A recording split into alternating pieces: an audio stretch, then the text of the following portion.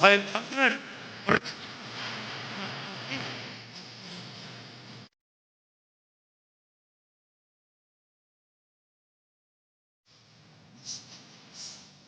Kepada mereka sangat pedih.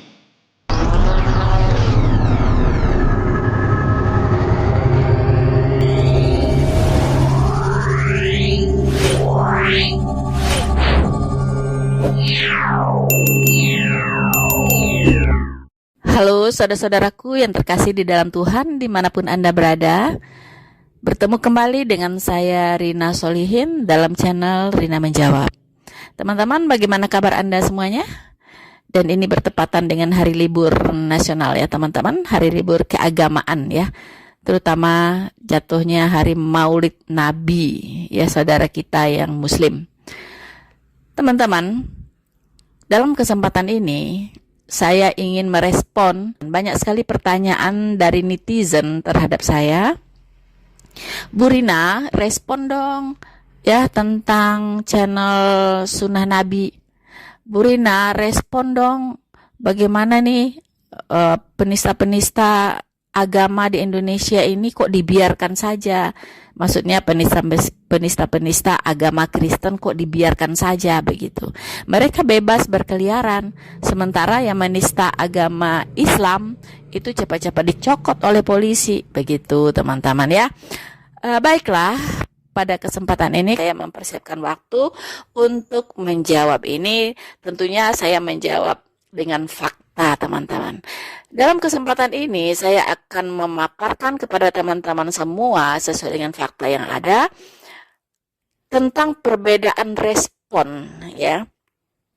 Perbedaan respon dari umat Kristen ketika dihujat, ketika dinista, ketika Tuhannya dilecehkan oleh teman-teman muslim. Apa respon mereka?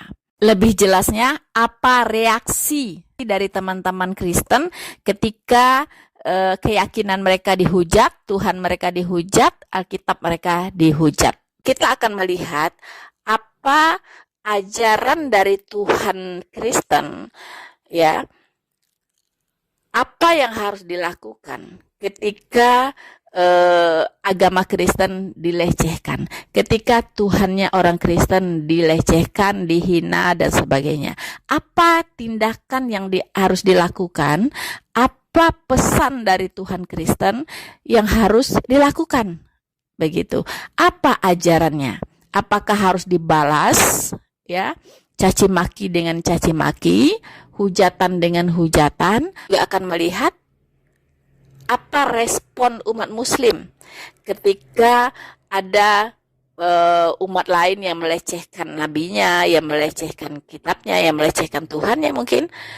Apa respon mereka dan apa yang diajarkan oleh agama mereka untuk menanggapi atau merespon dari hinaan-hinaan tersebut.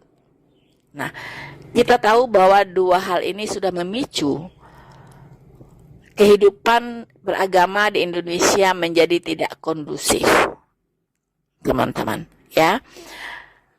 Karena saya melihat gejala-gejala di akhir-akhir ini itu munculnya semacam perlawanan kelompok-kelompok Kristen yang tidak membiarkan agamanya dihina dan dinista. Ya, tetapi mereka ini adalah Kristen-Kristen yang ada di jauh di negara lain gitu. Tidak di Indonesia. Saya tidak tahu apakah ada juga Kristen-Kristen yang melakukan perlawanan ya dari dalam seperti yang dilakukan dari luar. Begitu sangat beraninya, teman-teman. Nah, ini kondisi inilah ya di mana kepolisian kurang tanggap, ya, penegak hukum tidak adil dalam menyikapi kedua sikap yang sama tersebut, begitu, ya, saling menista, saling menghina. Kita tidak bicara siapa yang duluan, begitu kan? Nah, awal pertama munculnya respon atau reaksi ya awal pertama munculnya reaksi dari umat Kristen, yaitu adalah timbulnya apologet Kristen di media sosial seperti YouTube dan lain-lain. Nah, mereka hadir untuk mengcounter ya para penghujat itu. Ya, banyak sekali. Nanti kita akan lihat beberapa penghujat kekristenan yang memang tidak tersentuh hukum dan seperti adanya pembiaran. Nah, sikap seperti ini menjadi penyebab munculnya banyak sekali apologet Kristen dalam rangka membentengi iman kekristenan. Ini memang tugas dari Tuhan, ya, oleh firman Tuhan. Lebih jelasnya, apa reaksi mereka? Apa reaksi dari teman-teman Kristen ketika keyakinan mereka dihujat, Tuhan mereka dihujat, Alkitab mereka dihujat, teman-teman. Perintah untuk berapologetika dengan tujuan untuk mempertahankan kemurnian pengajaran kekristenan dan untuk membela iman kekristenan, ya. Itu ada perintahnya di 2 Timotius 4, ya, ayat 2 dan seterusnya. Seperti ada tertulis, beritakanlah firman, siap sedialah baik atau tidak baik waktunya, nyatakanlah apa yang salah, tegurlah dan nasihatilah dengan segala kesabaran dan pengajaran. Karena akan datang waktunya, orang tidak dapat lagi menerima ajaran sehat, tetapi mereka akan mengumpulkan guru-guru menurut kehendaknya untuk memuaskan keinginan telinganya. Mereka akan memalingkan telinganya dari kebenaran dan membukanya bagi dongeng. Tetapi kuasailah dirimu dalam segala hal, sabarlah menderita, lakukanlah pekerjaan pemberitaan Injil, dan tunaikanlah tugas pelayananmu. Teman-teman, inilah tugas untuk berapologetika, ya, bagi umat Kristen. Dan juga banyak, ya, para apologet yang sudah dipenjarakan, teman-teman. Ya, yang sudah dipenjarakan banyak sekali, ya, teman-teman kita yang dianggap menistakan agama, teman-teman. Nah, untuk itu dalam kesempatan ini kita akan melihat fakta dan realita yang terjadi, ya, di Indonesia ini tentang perihal penistaan agama dan apa reaksi dari pemerintah dan apa reaksi dari masing-masing umat. Saudara-saudaraku yang terkasih di dalam Tuhan, reaksi dari aparat penegak hukum dalam menyikapi penistaan agama ini, kasus penistaan agama ini, teman-teman, juga terlihat tidak konsisten. Satu kali mengatakan bahwa ini bukan delik aduan, tapi di saat yang lain dikatakan ini delik aduan. Kita juga melihat ketidakkonsistenan dalam penerapan hukumnya, teman-teman. Ya, ada yang dibebaskan, ada yang dijatuhi hukuman, ya, ada dengan tabayun selesai, ya, ada yang diperiksa sampai nggak keruan-keruan gitu kan, dengan tabayun tidak cukup dan sebagainya. Ini sangat-sangat tidak konsisten dari penegak hukum. Inilah yang memicu munculnya perlawanan, ya, sekarang dari berbagai kalangan, teman-teman. Saya sendiri ngeri-ngeri sedap, ya, melihatnya. Munculnya sekarang channel Sunnah Nabi. Ya, Sunnah Nabi membongkar Islam ini tidak pandang aling-aling, teman-teman, ya.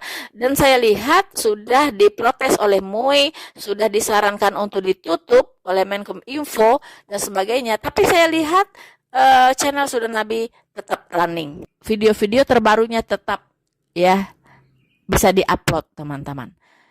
Nah, berarti orang ini untouchable, ya, tidak bisa tersentuh, entah di mana dia berada, ya, mungkin di benua mana kita nggak tahu, tapi yang kalau saya melihat tidak di Indonesia, ya. Dan ini orangnya cukup kreatif, ya, punya kemampuan teknologi yang cukup baik, begitu, ya. Kita lihat dari film-film animasinya. Nah, kemudian banyak lagi channel-channel lain yang senada yang muncul. Dan ini sangat tidak nyaman bagi MUI, tentunya, Majelis Ulama Indonesia. Sangat tidak nyaman. Banyak sekali channel-channel yang membuat umat muslim tidak nyaman, teman-teman. Ya. Tapi ini adalah buah dari apa yang ditabur selama ini. ya. Kalau saya sarankan, MUI harus berubah sikap. Ya, MUI harus berubah sikap, jangan terlalu terlihat berpihak begitu. MUI ini seperti melakukan pembiaran terhadap tindakan-tindakan perilaku-perilaku intoleransi yang ada di Indonesia dari umat Islam sendiri. Begitu banyak ustadz-ustadz ya di media sosial secara gila-gilaan, membabi buta, menghina kekristenan, ya kan, menghalal-halalkan darah orang kafir yang mereka katakan selain Islam adalah kafir, dan ini dibiarkan oleh MUI.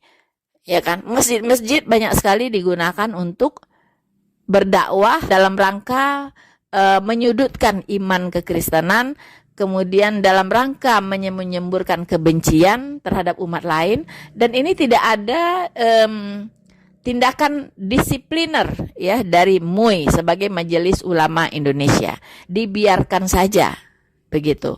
Nah, tentunya lama-lama akan ada aksi balasan begitu, teman-teman. Ya, walaupun kita sama-sama Kristen, tetapi ada orang yang bisa menerima, ada yang tidak bisa menerima, dan sedikit banyak akan muncul perlawanan begitu. Seperti yang sekarang terjadi yang sudah tidak bisa terbendung, seperti Dewi Bulan, Sunan Nabi, kemudian Satria Nusantara dan sebagainya. Kita lihat ngeri-ngeri sedap. Ya, nah yang kita khawatirkan kalau ini terus dibiarkan dan MUI tidak ada memperlihatkan perubahan sikap, ya, lebih netral, lebih bersahabat, dan juga menindak muslim-muslim, ustadz-ustadz yang melakukan penistaan terhadap agama lain. Karena memang sebagai mantan muslim saya tahu gitu bahwa kalau orang Islam itu menghina umat lain, maka agamanya pun akan dihina begitu, ya, akan mengalami hal yang sama. Mungkin karena umat Kristen memiliki skill lebih dalam hal teknologi dan sebagainya, itu akan lebih menyakitkan begitu, karena sekarang zamannya teknologi, zamannya media sosial gitu, ya. Nah, ini umat-umat Kristen tentu lebih menguasai secara skill dan keilmuan dalam hal penguasaan teknologi informasi, teman-teman. Mengerikan sekali apa yang terjadi sekarang begitu. Mari kita lihat bagaimana sih jejak digital dari carut-marutnya penodaan agama di Indonesia, dan bagaimana reaksi dari masing-masing umat dan apa yang dilakukan oleh aparat keamanan. Dan mari kita ambil pembelajaran daripadanya. Dan ada tertulis di dalam Alkitab, ujilah segala sesuatu dan peganglah yang baik. Tapi jangan lupa teman-teman ya untuk terus mendukung channel penginjilan ini dengan cara like, subscribe, dan share video ini. Dan pastikan tombol notifikasi di perangkat Anda aktif.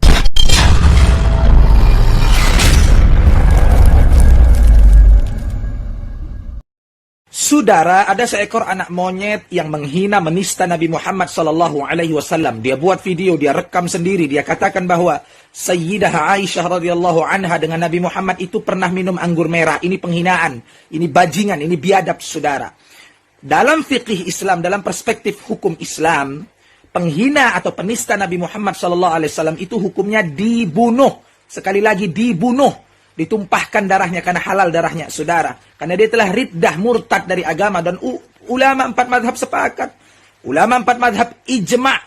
Tidak ada khilaf bila khilafin. Tidak ada perbedaan pendapat di kalangan para ulama madhab ahlul fuqaha atas dibunuhnya para penista Nabi Muhammad SAW.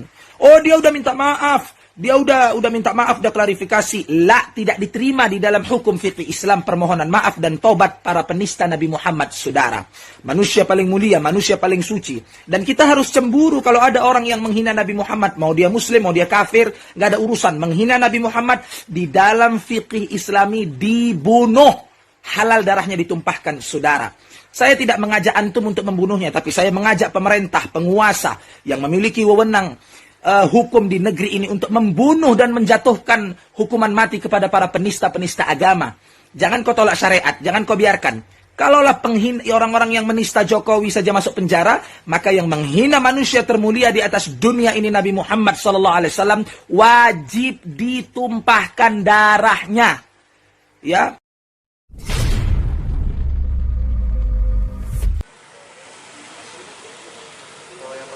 Keluarga dan kerabat Ustadz Maher Senin malam mendatangi ruang jenazah di Rumah Sakit Polri Kramat Jati, Jakarta Timur. Mereka tak dapat menahan kesedihan melihat jenazah Maher yang terbungkus kain kafan. Menurut kuasa hukum Maher, Juju Purwantoro, Maher meninggal di rutan Bareskrim Mabes Polri setelah dirawat di Rumah Sakit Polri. Tersangka kasus ujaran kebencian ini meninggal diduga karena penyakit usus yang telah lama dideritanya.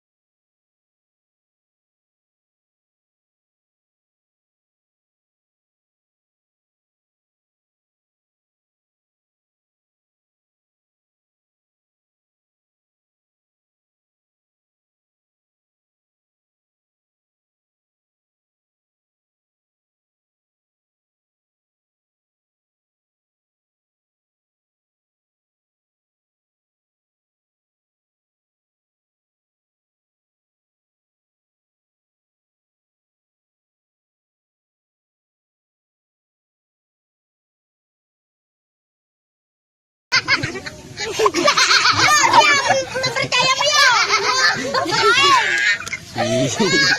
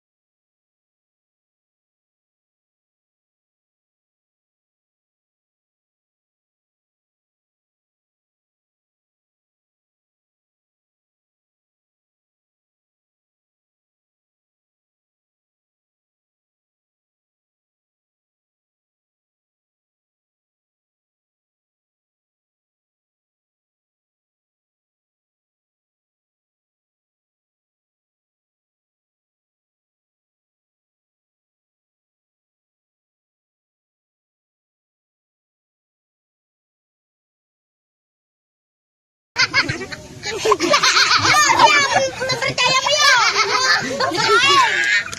Serius.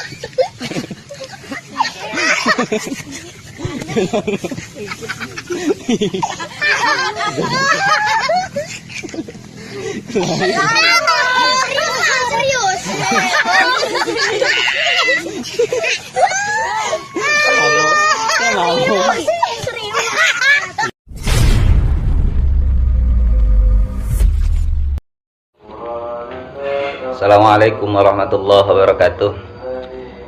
Saya buat video ini sengaja atas dasar sakit hati yang sangat mendalam dengan hukum yang terjadi di negara ini. Sudah sekian banyak para penista agama yang menghinakan Allah, menghinakan Nabi dan syariatnya. Mereka dengan sadar membuat video, membuat lelucon yang justru sangat menghinakan. Dan ketika umat Islam bertindak mendatangi mereka, jawaban mereka apa? Jawaban mereka cuma bilang hilaf dan mohon maaf. Cukup dengan materai 6.000 mereka bebas. Dan kalau ini dibiarkan, ingat, dan kalau ini dibiarkan, para penista agama dibiarkan, maka akan tambah marak para penista-penista agama di negeri ini. Untuk itu saya minta kepada yang berhak menegakkan hukum di negara ini, tegakkan hukum seadil-adilnya. Ingat, yang menghina Presiden Jokowi sama Maruf Amin dipenjara. Tidak sedikit. Dan ingat, buat kalian para penghina agama, penista agama, jikalau yang menemukan saya nih, jangan harap kalian bisa melihat matahari untuk esok hari. Demi Allah akan saya matikan kalian. Karena menurut saya darah kalian halal. Ingat baik-baik. Silahkan video ini disebar. Supaya apa? Supaya sampai kepada telinga-telinga yang berbuat demikian. Supaya apa? Supaya mereka insaf. Jangan coba-coba untuk menghina agama, menistakan agama, menghina Nabi, menghina dzurriyyat Nabi. Kalian mengaku Islam tapi melecehkan agama Islam. Islam macam apa kalian? Gitu saja. Ingat baik-baik. Jangan sampai kalian ulangi perbuatan kalian. Karena kalau sampai saya yang menemukan, kalian akan tanggung akibatnya. Assalamualaikum warahmatullahi wabarakatuh. Loh, di dalam gereja orang kenal satir, Bu. Orang dipisah lanang wedok kumpul bareng, orang apa-apa jiwit-jiwitan sah, jawil-jawilan ora batal. Itu di dalam gereja.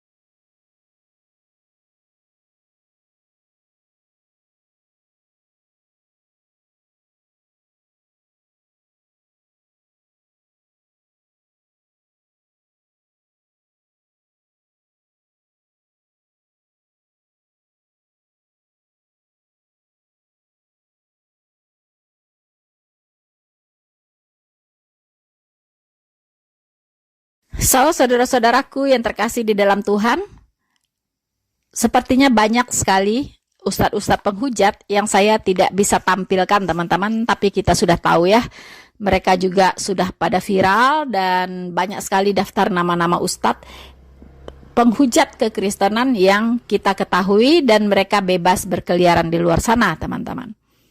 Nah, kalau yang mereka hujat adalah muslim, sesama muslim, itu biasanya ada kemungkinan mereka dipenjarakan. Tetapi kalau yang mereka hujat adalah Kristen, itu belum ada yang dipenjarakan, teman-teman ya. Belum ada yang dipenjarakan. Nah, pernah sih Yahya Waloni dipenjarakan cuman basa-basi ya. Basa-basi itu pun dia tidur enak di rumah sakit saat itu, teman-teman ya. Jadi itu tidak masuk hitungan lah ya, itu hanya basa-basi saja. Sementara Muhammad KC itu dipenjara 10 tahun ya. Penjara 10 tahun plus penyiksaan dengan makan tai ya oleh Jenderal Napoleon Bonaparte, teman-teman. Ya, luar biasa. Jadi sangat-sangat jomblang ya, tidak adil. Dan Somad sama sekali bebas, tidak tersentuh. Begitulah teman-teman. Saudara-saudaraku yang terkasih dalam Tuhan, kita akan melihat bagaimana Tuhan tidak membiarkan seorang pun menghujat namanya, teman-teman ya. Tuhan tidak membiarkan dirinya dipermainkan. Itu jelas ada di Alkitab tertulis, firman-Nya berkata Allah tidak mengizinkan dirinya dipermainkan. Jadi, fakta sepanjang abad itu sudah mencatat sejarah bahwa banyak sekali orang-orang yang menghina Tuhan, menghina Allah, menghina Tuhan Yesus, menghina kekristenan, itu betul-betul dimintai pertanggungjawaban, teman-teman. Ya, benar-benar Tuhan menunjukkan kuasanya, Tuhan benar-benar memberikan penghakiman kepada mereka dan itu tidak tertunda, tidak ditunda. Karena Tuhan Yesus berkata, penghukumanku tidak tertunda, ya teman-teman ya. Nah, kita bisa lihat kalau kita melihat di Indonesia banyak sekali deretan nama-nama ustadz ya, almarhum sebagai penghujat kekristenan yang sudah berpulang ya, dan mereka sudah almarhum maupun almarhumah, teman-teman. Kita masih ingat dengan kasusnya Basuki Cahayapurnama ketika beliau dipenjarakan dengan tuduhan penistaan agama, teman-teman. Ya. Dan apa yang diucapkan oleh Ahok di akhir dari pernyataannya setelah dia divonis ya, dia divonis penjara. Teman-teman, itu di tanggal 9 Mei 2017 kalau tidak salah. Nah, Basuki Cahayapurnama atau Ahok berkata, "Percayalah, kalau Anda menzolimi saya, yang Anda lawan itu adalah Tuhan yang Maha Kuasa, yang Maha Esa. Saya akan buktikan satu persatu akan dipermalukan. Terima kasih." Saya masih ingat teman-teman ya, pernyataan Ahok. Mereka menzalimi Ahok, dia berhadapan dengan Tuhannya Ahok, yaitu Tuhan Yesus, teman-teman. Lalu apa yang terjadi? Ya, apa yang terjadi? Kita menyaksikan sendiri, teman-teman. Satu demi satu orang-orang yang menzolimi Ahok dipanggil pulang, check out, ya, diputus kontraknya di dunia ini, teman-teman. Diputus kontraknya. Ya, kita bisa lihat, ya, mereka-mereka yang ikut terlibat dalam memenjarakan Ahok karena penistaan agama. Kita lihat Haji Lulung, ya, Haji Lulung atau Abraham Lunggana, ya. Kemudian kita bisa lihat Ustadz Maher, ya, yang meninggal di penjara, teman-teman. Tadi kita sudah lihat kutipannya. Kemudian Arifin Ilham, ya, itu meninggal karena sakit. Kemudian Ustadz Tengku Zulkarnain itu meninggal karena COVID, teman-teman. Nah, ketika orang-orang ini meninggal, ya, masyarakat Indonesia teringat ya, langsung teringat dengan Ahok dan karma Ahok, teman-teman. Ya, wah, ada lagi yang meninggal. Wah, ada lagi yang meninggal. Begitu kan? Nah, mereka-mereka ini semua terlibat di dalam mendorong ya supaya Ahok dipenjarakan. Nah, kemudian kita bisa lihat juga banyak sekali ustadz maupun ustazah mu'alaf ya, yang memang banyak sekali orang-orang Kristen atau Katolik kemudian menjadi mu'alaf, lalu mereka ini berbalik ya, menyerang kekristenan. Itu yang mereka lakukan. Ya, mereka berdakwah katanya, tetapi isi dakwahnya hanya menyerang kekristenan, kemudian memutarbalikkan kebenaran, kemudian juga bahkan sampai kepada mengancam umat-umat Kristen. Nah, teman-teman, kita bisa lihat ya, nama-nama itu diantaranya Ahmed Didat, ya. Ahmed Didat ini dedengkotnya mu'alaf ya. Dan memang mereka, para mu'alaf ini banyak menjadikan buku-buku Ahmed Didat sebagai pedoman mereka. Nah, Ahmad Didat kita tahu meninggal karena sakit ya. Sakit yang cukup lama, kemudian tidak bisa bergerak, bicara pun tidak bisa, lidah tidak bisa digerakkan, suara hilang, teman-teman. Miris sekali sakitnya sampai dia meninggal ya. Karena mungkin kebanyakan menghujat Tuhan Yesus, akhirnya lidahnya dipelotkan ya, teman-teman. Ya, dengan arti kata stroke yang sangat-sangat serius. Nah, kemudian kita masih ingat juga ustazah yang tadi kita juga sempat cuplik ya, yang menghujat kekristenan juga. Kemudian dia meninggal karena kecelakaan, meninggal satu keluarga ya, dalam kecelakaan yang cukup tragis, teman-teman.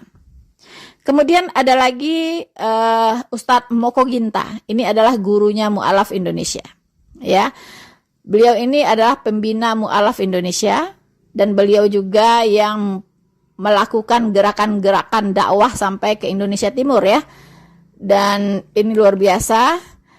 Beliau ini meninggal tiba-tiba ya. Saya masih ingat, kalau tidak salah di dalam masjid, waktu sholat mau sujud, tiba-tiba oleng meninggal.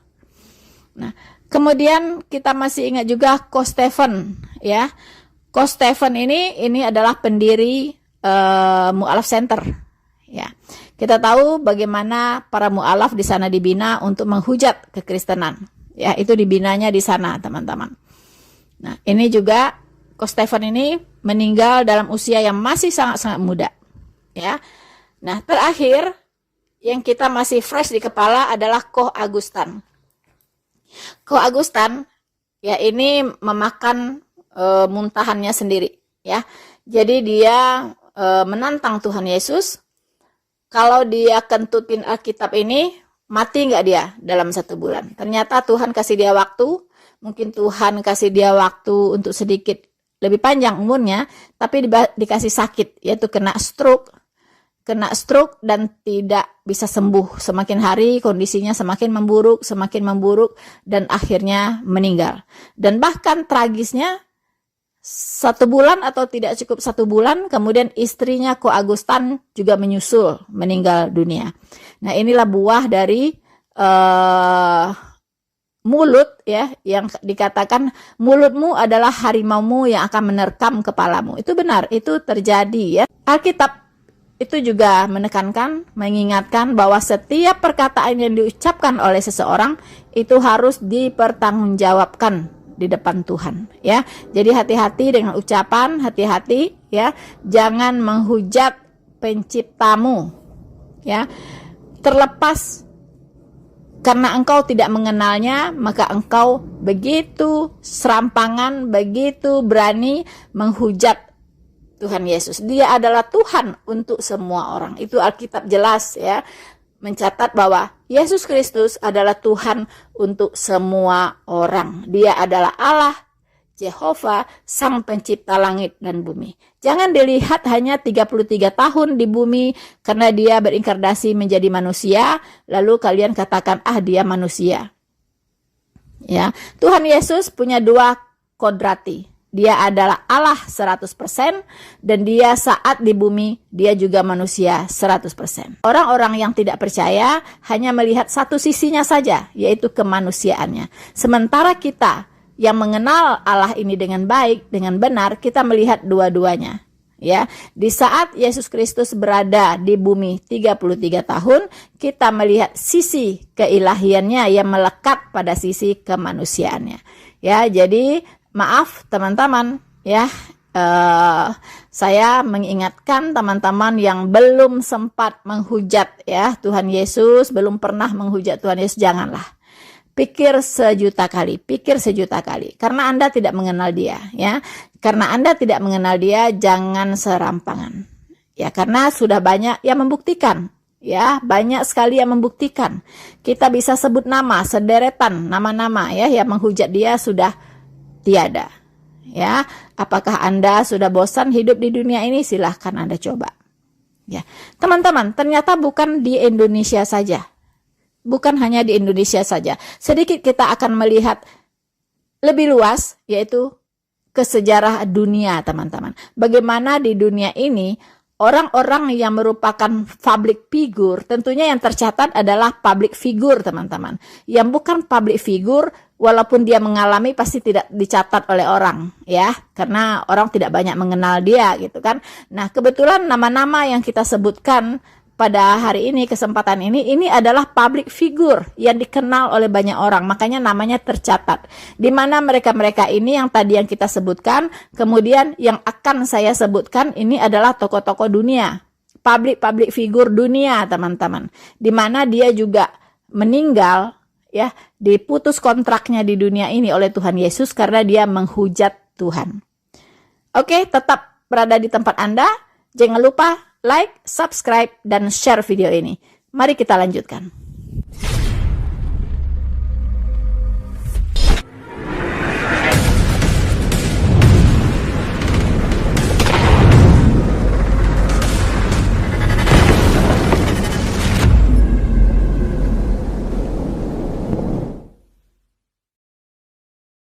Saudara-saudaraku yang terkasih di dalam Tuhan, seperti tadi yang saya katakan, mulutmu adalah harimaumu yang akan menerkam kepalamu. Ya, ini bukan bukan pepatah yang tidak ada makna, tetapi ini benar-benar terjadi di alam ini, teman-teman, ya. Jadi mulut itu lebih tajam dari sembilu, orang katakan, ya, lebih tajam dari sembilu, teman-teman. Peribahasa yang terkenal ini yang maknanya memang agar seseorang itu berhati-hati ya dalam berbicara. Sebelum berbicara, pikirkan dulu rugi untungnya, ya, plus minusnya, teman-teman. Di salah satu nas, jelas Tuhan Yesus berfirman, "Tetapi aku berkata kepadamu, setiap kata sia-sia yang diucapkan orang harus dipertanggungjawabkannya pada hari penghakiman. Karena menurut ucapanmu engkau akan dibenarkan, dan menurut ucapanmu pula engkau akan dihukum." Persoalannya, teman-teman, penghakiman itu sudah terjadi sejak dari dunia ini, ya. Sejak dari kita ada di dunia ini, teman-teman, sejak kita hidup, ya, penghukuman itu sudah terjadi atas perbuatan kita, ya. Dan penghakiman itu juga sudah terjadi sejak dari dunia ini. Nah, penghakiman yang besar untuk melemparkan kita ke neraka atau ke sorga, itu nanti akan terjadi di hari penghakiman, di depan hakim yang agung, yaitu Tuhan Yesus Kristus. Itu namanya mulutmu adalah harimaumu. Ini peringatan yang sangat-sangat serius, ya. Karena banyak orang celaka karena ucapannya, teman-teman. Nah, karena ucapan tersebut bisa mencelakakan diri sendiri. Hal tersebut ternyata dialami juga oleh beberapa orang. Ya, berikut ini, dan kebanyakan adalah orang yang terkenal, teman-teman. Orang-orang yang tidak terkenal mungkin banyak juga yang mengalami tapi tidak tercatat, ya. Orang-orang ini meninggal karena menghina Tuhan. Walaupun mungkin niatnya tidak serius, teman-teman. Mungkin untuk main-main saja. Tetapi kan Allah berkata bahwa aku tidak membiarkan diriku dipermainkan, ya. Jadi Allah tidak membiarkan dirinya dipermainkan, teman-teman. Orang-orang yang tercatat, ya, yang bisa saya sebutkan adalah yang di dunia ini meninggal karena menistakan agama, karena menista Tuhan, ya, mempermainkan Tuhan atau mengolok-olok Tuhan, teman-teman. Pertama adalah Trasendo Neves, ya. Trasendo Neves ini adalah, ya, politisi dari Brazil, teman-teman. Calon presiden Brazil, belum sempat menjabat karena 1 hari sebelum menjabat nyawanya dicabut oleh Tuhan Yesus, teman-teman. Loh, mengapa? Ada apa dengan orang ini? Trasendo Neves ini terpilih sebagai calon presiden, teman-teman, ya, di Brazil. Nah, dia sebelum meninggal, dia mengatakan bahwa saya tidak mungkinlah dikalahkan, ya, walaupun oleh Tuhan sekalipun. Nah, teman-teman, ya, walaupun oleh Tuhan sekalipun saya tidak mungkin kalah. Trasendo Neves ini akhirnya memang berhasil, teman-teman, memenangkan pemilu tersebut. Namun ironisnya sehari sebelum dia dilantik menjadi orang nomor 1 di Brazil, Trasendo Neves ini meninggal.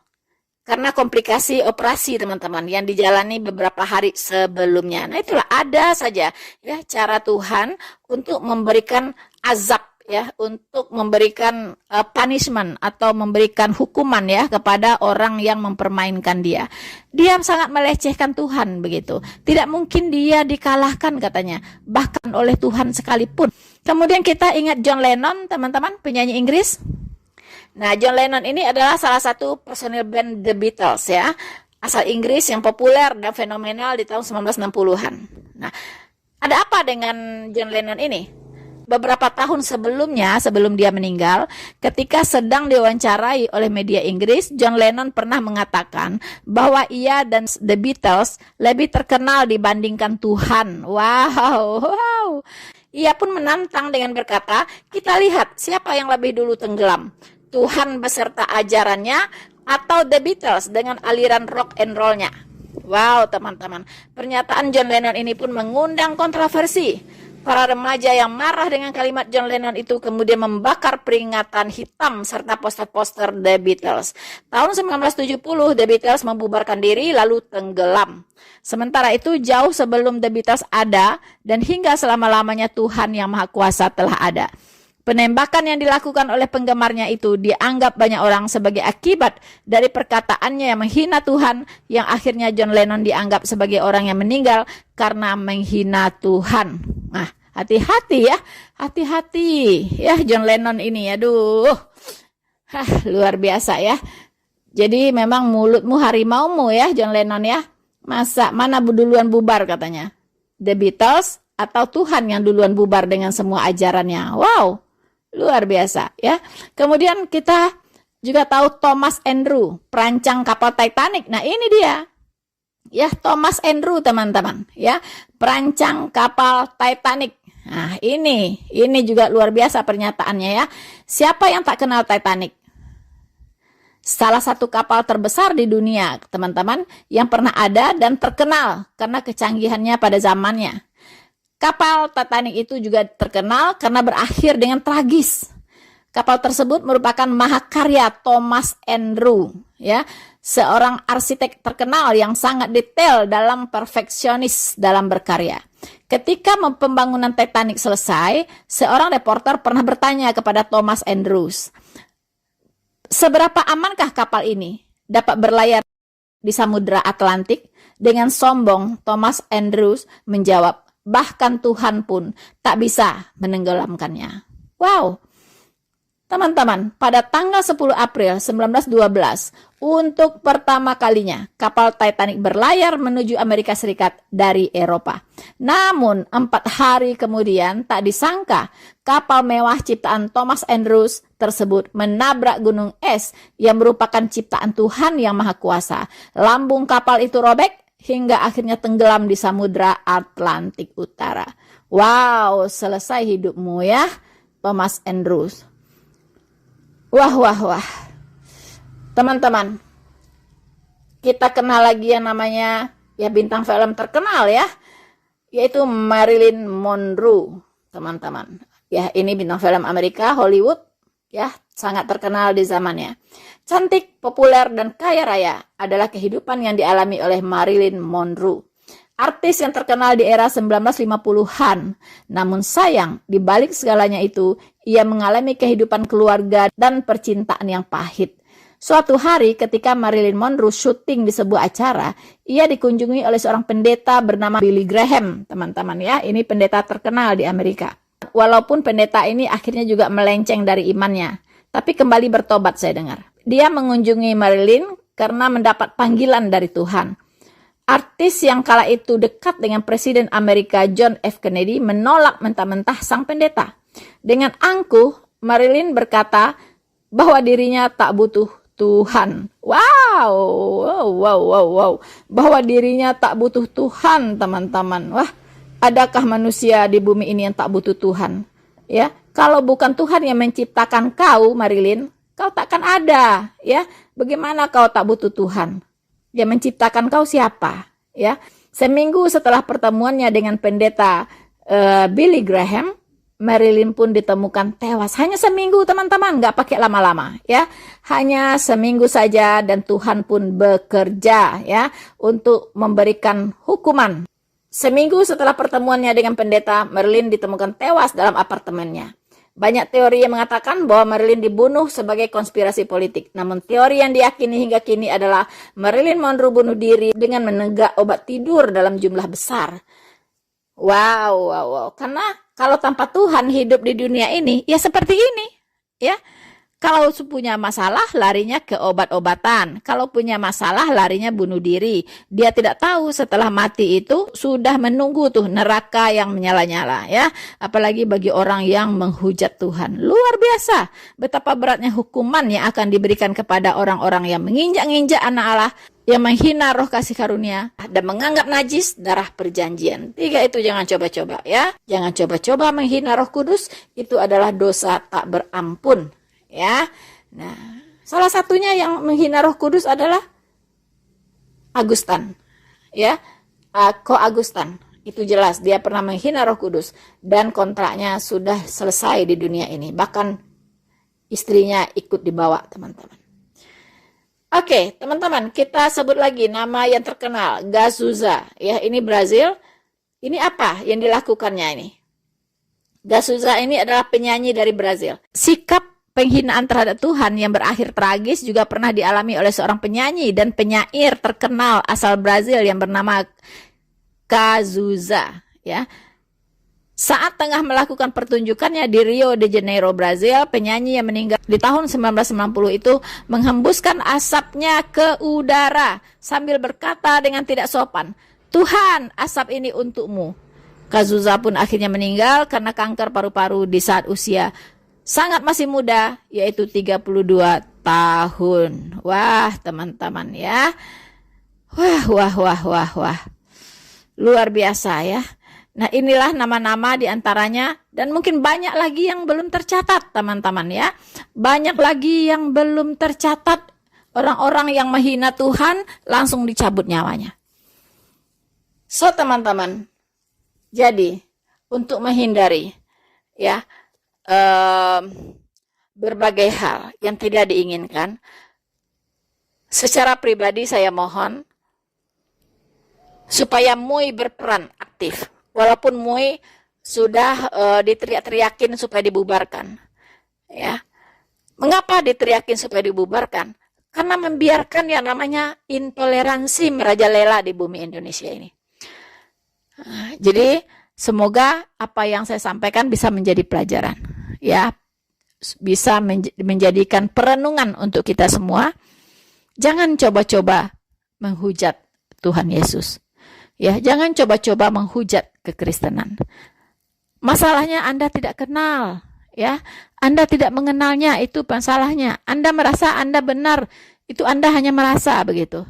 Ya. Tapi faktanya bagaimana? Semua yang menghujat Tuhan Yesus, Anda lihat kejadiannya seperti apa. Ya.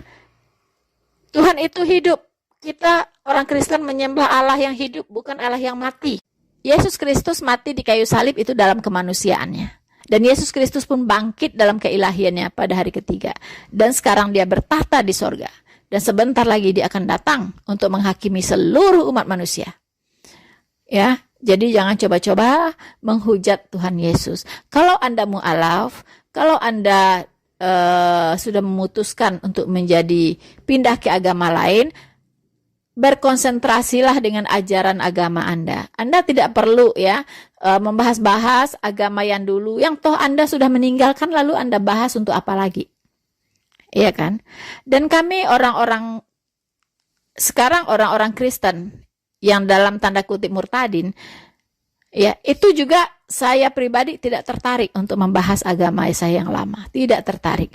Saya lebih fokus ya untuk hidup di dalam agama saya yang baru. Saya pahami dengan baik, ya kan? Saya berbicara di mana-mana hanya tentang Alkitab saya. Walaupun saya dalam mengkonter ustadz-ustadz yang menyerang kekristenan, tapi saya mengkonter dari sisi iman saya. Ya, dari sisi iman saya. Ya. Saya tidak perlu membahas iman saya yang lama, karena saya sudah meninggalkan itu dan saya sudah melupakannya. Oke. Mari teman-teman, kita menyongsong pesta demokrasi 2024 ya. Mari kita berdamai dengan diri sendiri, mari kita berdamai dengan lingkungan, dengan orang lain, berdamailah dengan Tuhan. Bersama saya, Noverina Solihin, Tuhan Yesus memberkati kita semua. Maranatha.